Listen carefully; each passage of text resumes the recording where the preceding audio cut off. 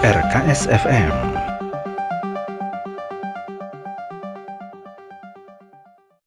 Assalamualaikum warahmatullahi wabarakatuh. Selamat pagi Sobat RKS, saya Dewi Ara dalam program Breaking News.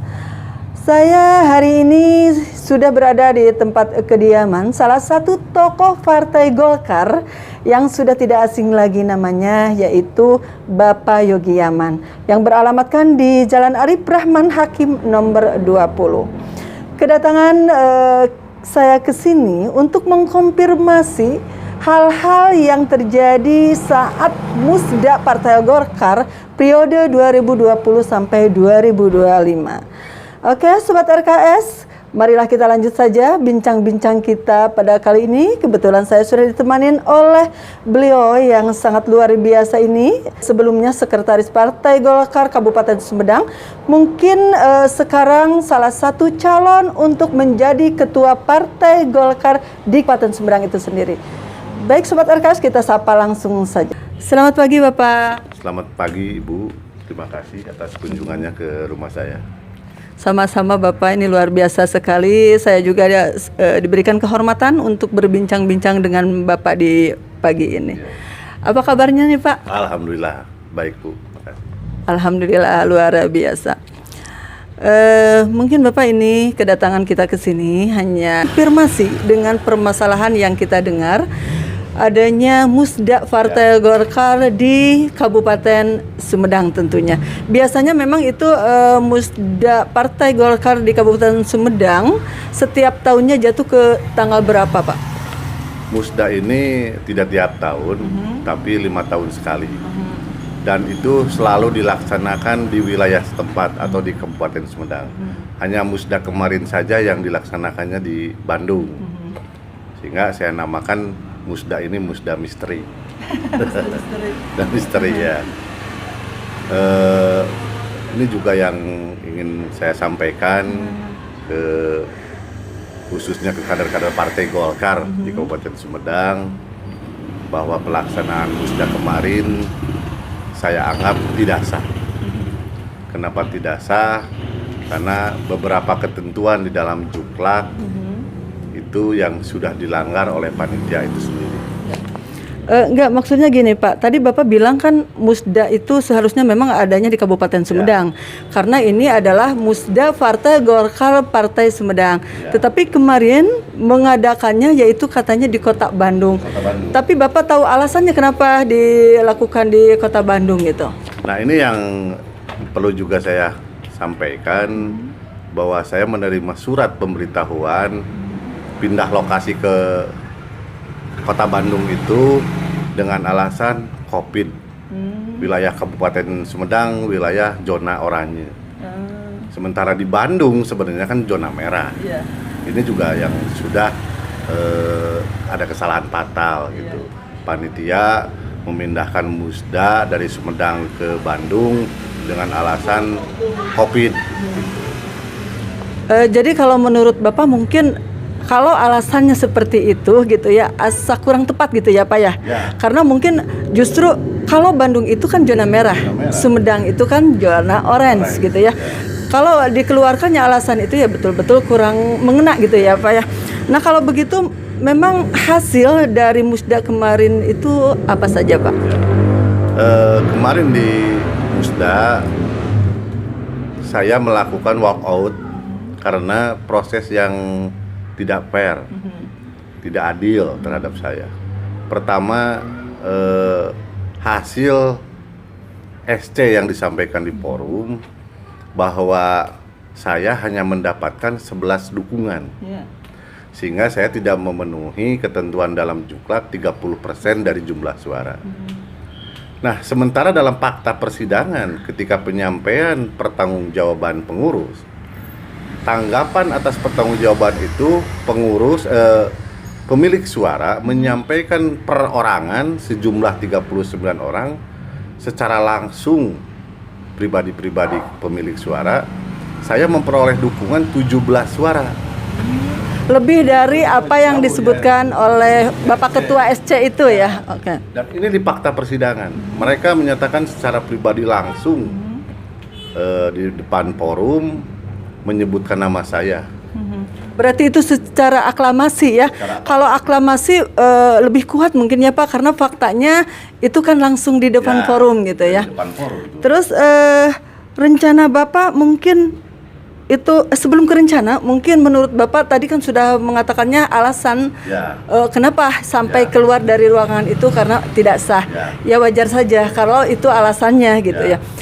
Terus rencana Bapak ke depannya untuk menghadapi permasalahan yang ada? Pertama yang akan kita bahas ini untuk bekal ke Mahkamah Partai. Pertama yang akan kita sorot dari verifikasi oleh SC, oleh steering committee. Nah, verifikasi ini kan ada dua, ada administrasi dan faktual. Dari sisi administrasi, berkas-berkas dukungan itu dilihat. Proses verifikasi faktual ini proses yang bersifat konfirmasi dan klarifikasi terhadap keabsahan dukungan, sehingga diperlukan memanggil atau berkunjung ke pemilik suara. Nah, ini yang tidak dilakukan oleh SC ini, sehingga di dalam forum itu kita tiba-tiba menerima hasil SC sejumlah 11. Jelas itu saya melakukan protes gitu. Itu karena itu hak Bapak ya? Ya, apalagi ternyata ketika disampaikan oleh peserta jumlah saya hanya sebesar 17. Beda dengan apa yang dikeluarkan statement oleh SC. SC mengeluarkan pendapat bahwa suara Bapak hanya 11. Tetapi secara aklamasi bahwa ternyata suara Bapak ada 17. Oke. Kalau begitu menurut Bapak pernah bertanya kepada SC apa alasannya? Itu juga saya sampaikan di forum. Tolong dibuka. Yang 11 kecamatan saya itu kecamatan mana saja. Dan SC sampai saya walkout pun tidak pernah membuka alasan-alasannya.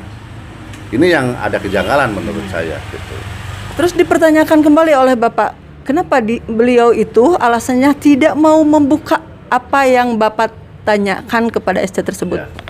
Dengan alasan katanya dibukanya silakan nanti akan dibuka di Mahkamah Partai. Hanya setidaknya bahwa Musda ini forum tertinggi kedaulatan partai gitu. Seharusnya justru di forum Musda ini dibuka alasan-alasannya kenapa, sehingga tidak ada keraguan.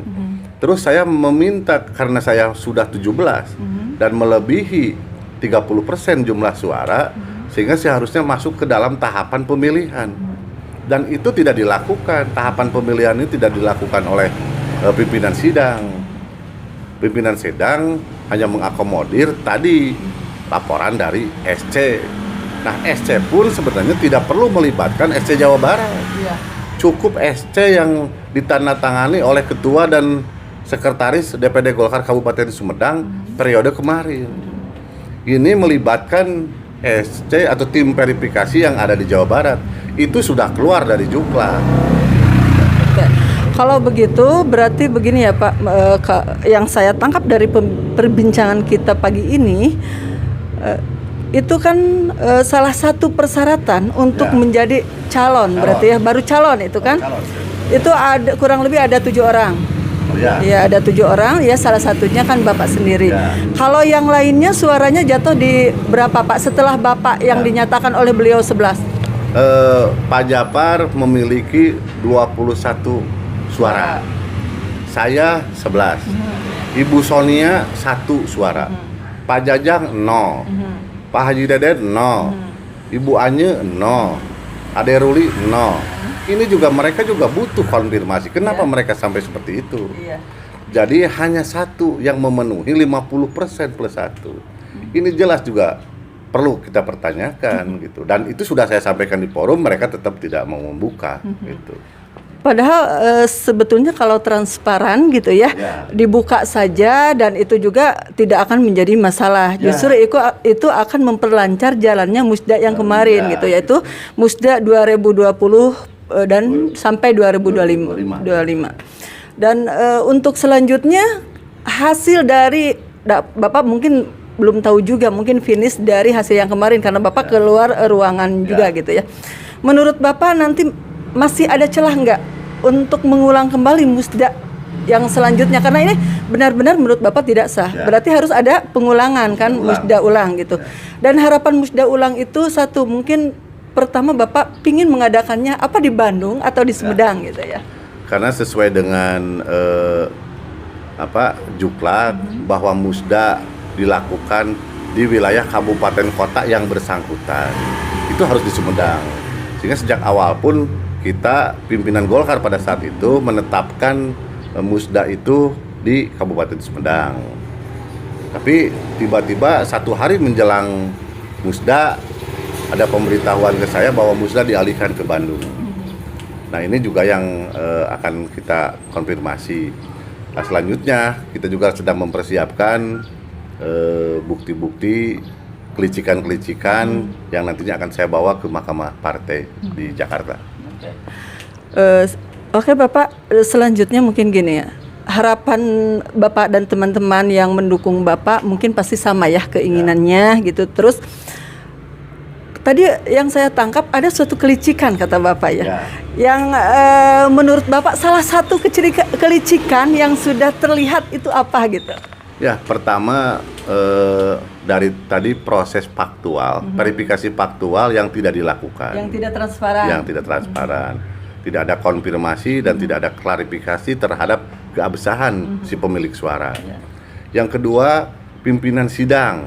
Pimpinan sidang memaksakan untuk menetapkan hasil laporan SC. Padahal saya sudah meminta kepada pimpinan sidang untuk dilakukan pemilihan.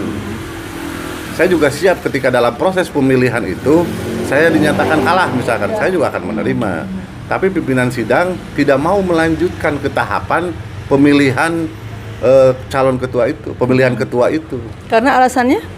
Ya karena alasannya saya tidak memenuhi 30%, hanya jumlah 11. Sementara untuk memenuhi 30% itu minimal 12 dukungan. Tetapi kan kalau dilihat dari tadi aklamasi malah lebih ya Pak ya, begitu. Iya. Itu bukti bahwa pemilik suara mendukung saya sebanyak 17 dan itu melebihi 30%. Iya. Malah lebih tinggi dari yang dikeluarkan fakta oleh SC gitu. Kalau sebetulnya mungkin ini rada mundur pertanyaannya ya Bapak, itu panitia itu ditunjuknya oleh siapa gitu? Itu ditunjuk oleh ketua dan sekretaris Golkar pada saat itu Pak Japar dan saya selaku sekretaris. Hanya ketika dibawa ke Bandung ada tim verifikasi dari Jawa Barat. Ini yang menjadi persoalan. Padahal di dalam Juklak oleh SC.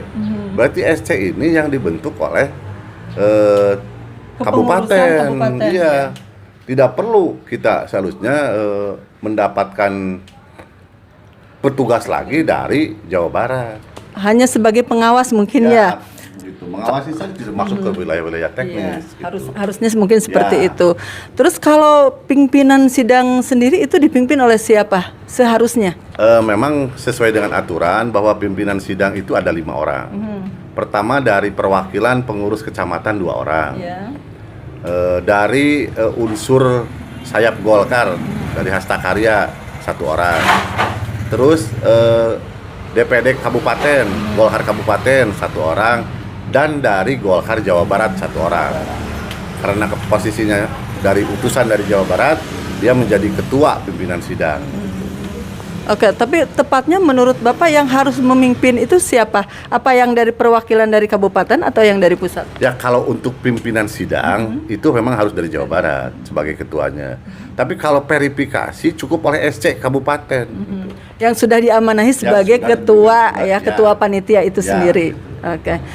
Terus apalagi nih unek-unek Bapak gitu ya yang harus disampaikan dan harus didengar oleh mereka gitu.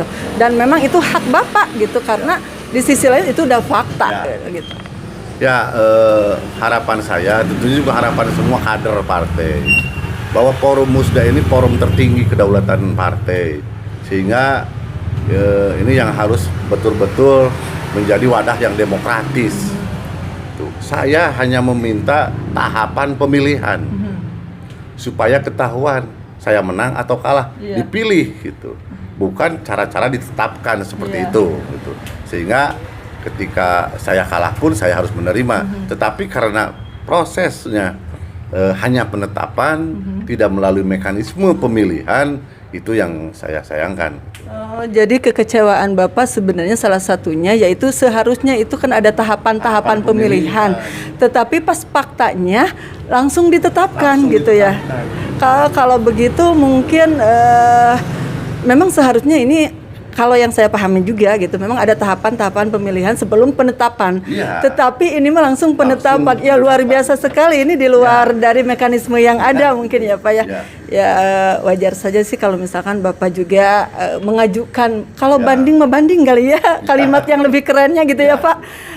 Tetapi mudah-mudahan kalau Mahkamah Partai Golkar ini lembaga yang independen, lembaga yang netral lah. Saya juga akan memohon itu kepada kalau mahkamah nanti yang menurut Bapak tadi bicarakan itu biasanya siapa saja yang ada di dalamnya? Itu Mahkamah Partai itu orang-orangnya ditunjuk oleh Ketua Umum hanya setelah mendapatkan keabsahan dari Menkumham. Gitu. Jadi yang menjadi orang pilihan lah gitu. Oh berarti kalau udah nyampe mahkamah harusnya menjadi suatu keputusan akhir kali ya Pak? Nanti kan keputusan dari mahkamah itu diterima atau ditolak. Kalau diterima berarti harus musda ulang. Nah itu yang ingin saya kejar, musda ulang. Mudah-mudahan mungkin apa yang Bapak harapkan yaitu Bapak mempunyai harapan bahwa musda itu tidak sah dengan alasan-alasan yang sudah tadi Bapak utarakan. Dan mudah-mudahan mungkin mahkamah juga lebih bijak dalam menyikapinya dan mengerti, memahami sebenarnya ini pemilihan ini harus ada tahapan dan suatu ketransparanan supaya tidak terjadi sesuatu nanti di depannya gitu. Mungkin begitu. Dan Sobat RKS, tadi kita sudah jelas mendengarkan apa saja yang sudah diutarakan atau disampaikan oleh Bapak Yogi Yaman. Kenapa mungkin kemarin sudah diadakan musda Partai Golkar periode 2020 sampai 2025, tetapi mungkin dianggapnya tidak sah. Jadi alasannya sudah tadi utarakan oleh Bapak. Mudah-mudahan harapan yang terakhir dari Bapak Yogi Yaman yaitu ada pengulangan musda tersebut karena ada tahapan-tahapan yang terlewatkan dan mungkin juga di sana ada sesuatu hal yang ada tanda tanya besar yang belum ada jawabannya. Kata kerennya Bapak Yogi Yaman yaitu misteri katanya. Mudah-mudahan misteri ini cepat terungkap ya, dan ini akan membuat sesuatu hal atau silaturahmi antara pengurus dan anggota Partai Golkar tetap menjadi solid. Karena kalau tidak terpecahkan mungkin ini akan membuat sesuatu permasalahan yang baru nanti ke depannya. Oke, dari kawasan Jalan Arif Rahman Hakim nomor 20, kediaman Bapak Yogi Yasman, Dewi Ara undur diri. Wassalamualaikum warahmatullahi wabarakatuh.